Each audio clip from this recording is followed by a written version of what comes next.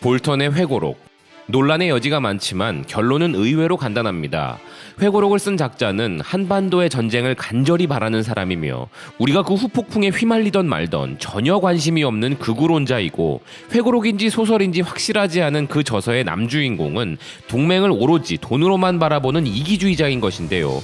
그 책을 통해 하등 대한민국에 도움이 안 되는 인물들이 미국이라는 나라의 내각을 구성하고 있었던 것이 밝혀졌을 뿐입니다. 흥미로운 점은 북미 종전선언을 비롯하여 한반도 평화를 수없이도 철저하게 방해한 것이 일본이었다는 사실이 추론이 아니라 사실로 밝혀졌다는 것일 텐데요.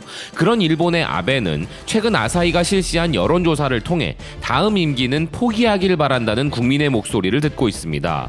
해당 기사에 따르면 아베의 총리 4선을 반대하는 여론이 69%에 달하고 있는데요. 아사히가 실시한 전국 여론조사에서 아베의 4선 반대는 69%, 찬성은 기존 25%에서 19%로 하락했으며, 자민당 지지층 내에서도 반대가 54%, 찬성은 36%에 그쳤다는 것입니다.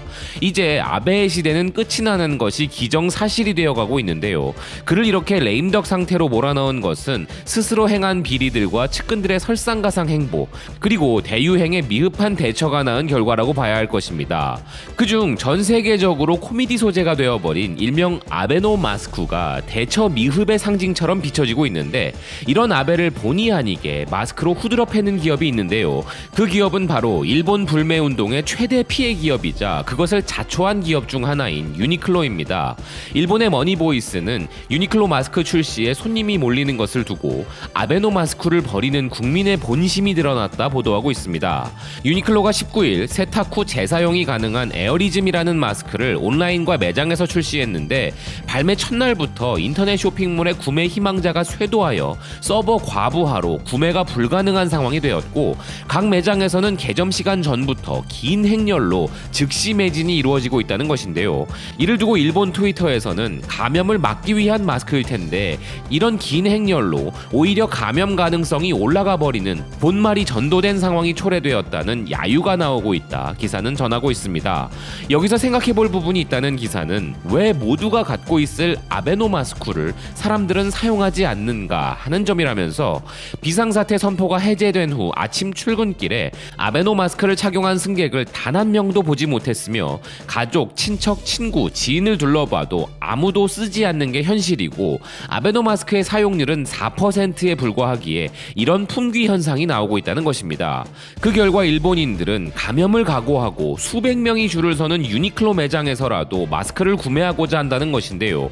정부의 판단 착오가 국민들을 어떤 위험한 상황으로 몰 수 있는지를 여실히 보여주는 부분이 아닐까 합니다.